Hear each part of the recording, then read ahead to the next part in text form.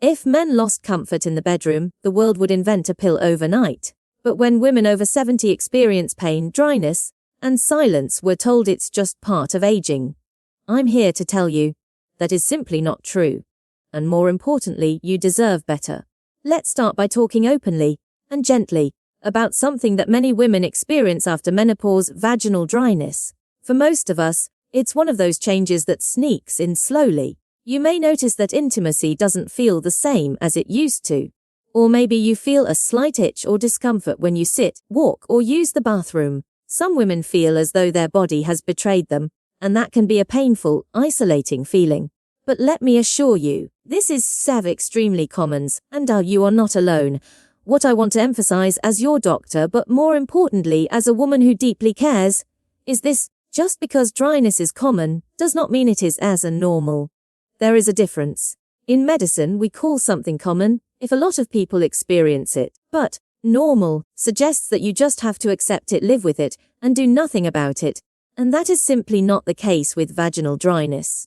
You see, after menopause, your body produces much less estrogen, and estrogen plays a big role in keeping the vaginal tissues soft, elastic, and well lubricated. Without it, those tissues can become thin, fragile, and dry. That's biology. But here's the empowering part. Just like we use eye drops for dry eyes or lotion for dry skin, there are solutions to help your intimate tissues stay healthy and comfortable.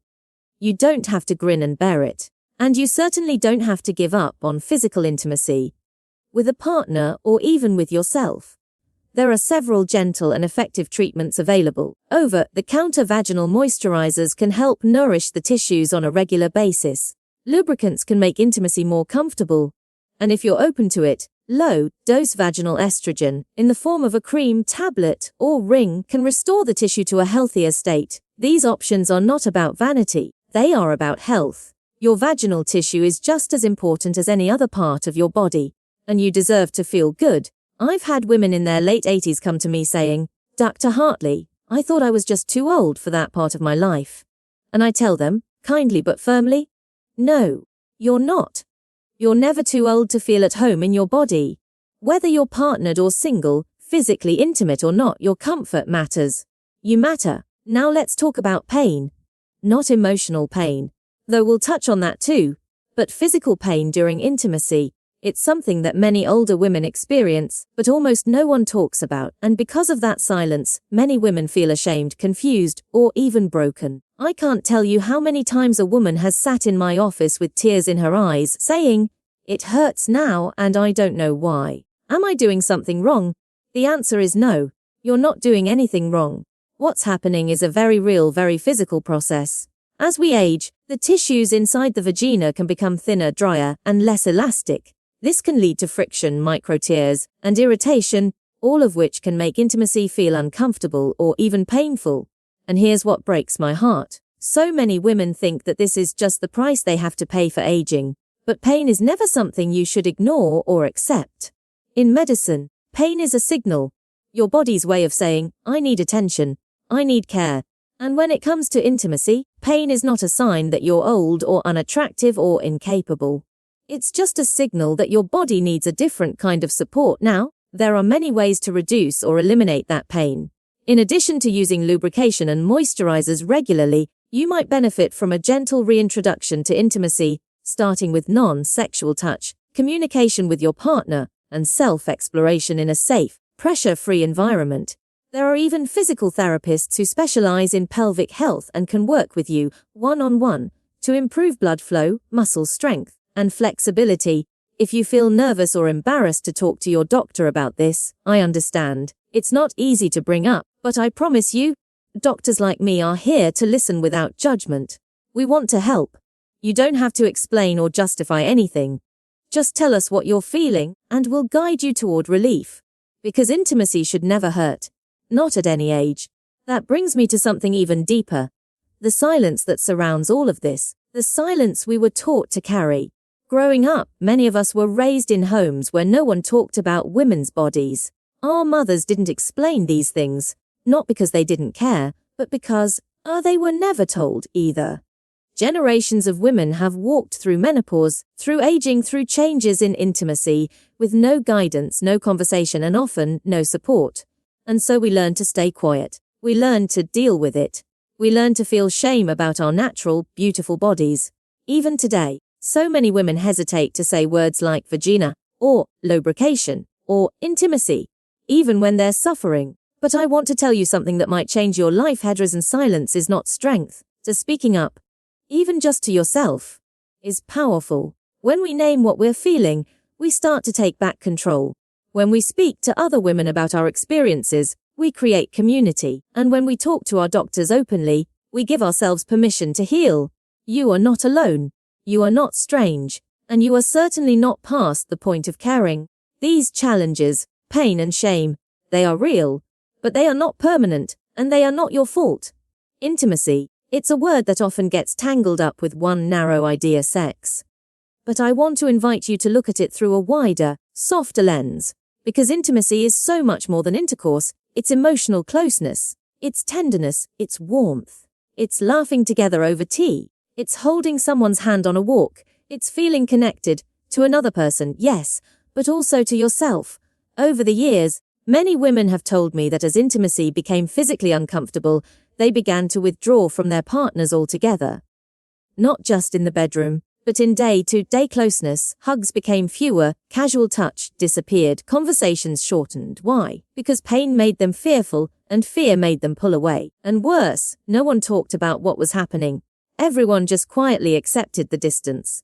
But this doesn't have to be your story. When physical changes affect our ability to experience intimacy in one way, it doesn't mean we lose the ability to experience intimacy in all ways. It simply means we have to adapt, with care, with patience, and with compassion for ourselves. You see, true intimacy is built from presence, attention, and affection. Think of the little things: a soft touch on the shoulder when passing by, a gentle back rub before bed, cuddling under a warm blanket while watching your favorite movie. These small gestures are just as valid, just as nourishing, and just as meaningful as anything else.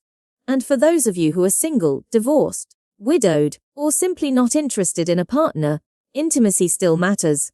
Because it's not just about connection with someone else. It's about connection with yourself. Taking time to appreciate your own body in all its changes, speaking to yourself with kindness, practicing self-touch without shame or apology. You're still allowed to feel pleasure, to feel joy, and to feel loved. By yourself most of all. Let's also talk about redefining intimacy with your partner, if you have one. Many older couples fall into silence when it comes to physical touch. They assume the other is no longer interested, or they're afraid to cause discomfort, so they stop trying altogether. But you'd be amazed at how much can change with an honest, gentle conversation. Saying something like, "I miss being close to you, but my body feels different now. Maybe we can explore new ways to enjoy each other," can open the door to a completely new, beautiful chapter of closeness. It may involve going slowly, using products that help with comfort, trying different kinds of touch, or simply focusing on emotional intimacy for a while. There's no right or wrong. What matters is that you stay open, that you stay curious, that you keep talking to your partner, to your doctor, and most importantly, to yourself. Let's speak about something incredibly hopeful, and that is the amazing ability of the human body to respond, to heal, and to thrive, even in our later years. I have met so many women who believed that pleasure and desire were things of the past. They would say, "Dr. Hartley, I think my body just forgot how to feel good." And I always smile and respond with, "Your body hasn't forgotten. It just needs to be reminded gently." As we age, yes, our hormones shift. Yes, blood flow changes. Yes, sensation might not be the same. But this doesn't mean the story is over. It means we need new ways of listening, new tools, and sometimes a little more patience. But the capacity for pleasure, both physical and emotional, remains. Let me give you a few examples. One woman I worked with started doing simple pelvic floor exercises at age 75. Nothing intense, just gentle movements to engage the muscles that support the bladder, vagina, and lower core. Within a few months, she noticed that not only did her bladder feel stronger, but her body felt more alive. "I feel like I'm waking up again," she told me with tears in her eyes. Another woman began using a natural vaginal moisturizer twice a week, just part of her self-care routine, like brushing her teeth. She wasn't partnered, but she told me, "It makes me feel like I'm taking care of something sacred." And that's exactly what it is, sacred. Your body is yours, and it's worth caring for always. Sometimes with the right support, you might explore using gentle vaginal dilators or specific tools designed to help reintroduce comfort and sensation. For others, soft massage, warm baths, or simply lying in bed and appreciating your body, without expectation or pressure, can create powerful change. This is not about performing, it's about reconnecting. And if you've spent years ignoring this part of yourself because of pain, shame, or grief, know this: it is never too late to return to your body with kindness. Your body has carried you through decades.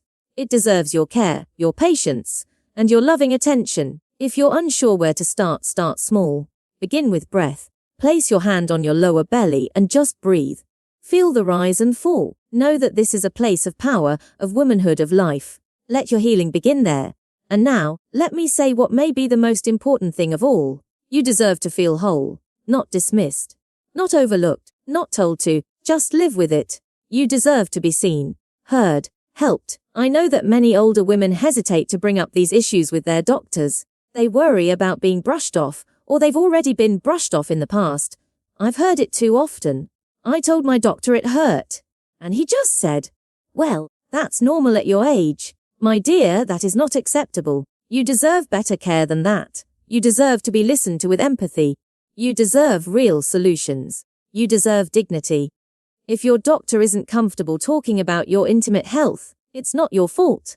That simply means it's time to find a provider who is. There are many of us, women's health specialists, gynecologists, nurse practitioners, pelvic therapists, who do understand and want to help.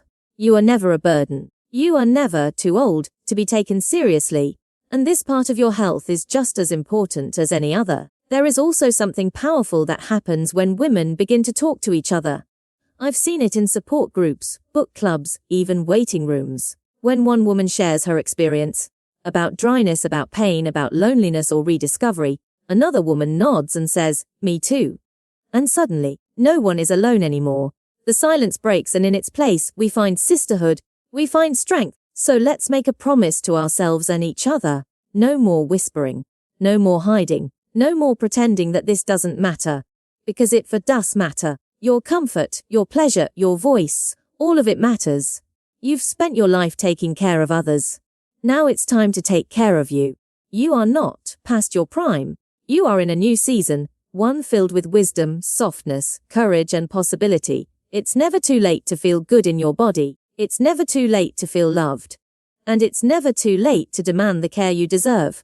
So as you walk forward, I want you to remember this: you are not broken. You are not invisible. You are a whole woman, beautiful, vibrant, and worthy at every age. Let your healing begin.